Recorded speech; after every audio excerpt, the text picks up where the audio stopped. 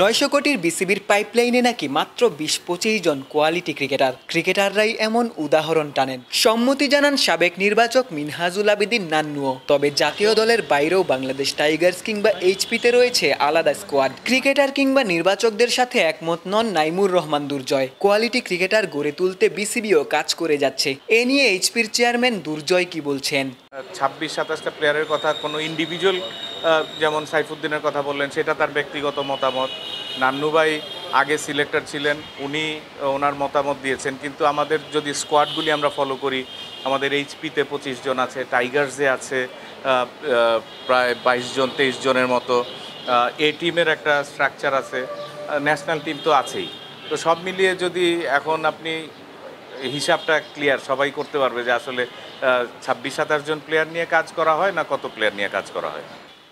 25 সদস্যের এইচপি দল অস্ট্রেলিয়ার উদ্দেশ্যে দেশ ছাড়ছে 13ই জুলাই। এইচপিতে যুব দলের ক্রিকেটারদের সাথে কয়েকজন জাতীয় দলের ক্রিকেটারদের রাখা হয়েছে। জাতীয় দলকে অস্ট্রেলিয়া সফরের জন্য চাতক পাখির মতোই অপেক্ষা করতে হয়। সেখানে ভবিষ্যৎ তারকারা প্রায় 35 দিনের লম্বা সফর পাচ্ছেন। আকবরদের ক্যারিয়ারের জন্যও যা বড় সুযোগ। না, অবশ্যই আমার মনে হয় যে এটা প্রত্যেকটা প্লেয়ারের জন্য বিগ অপরচুনিটি।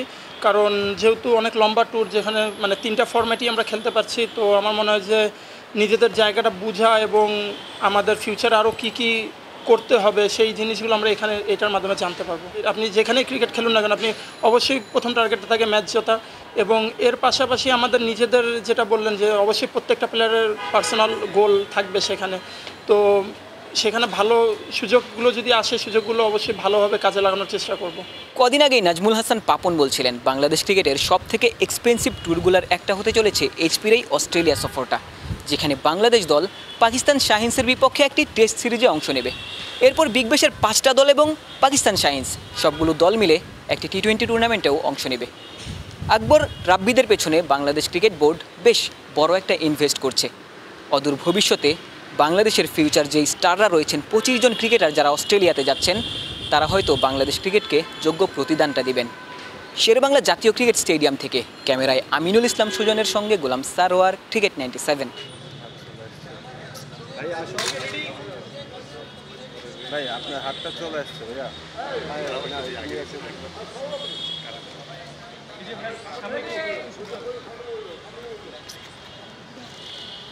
আসো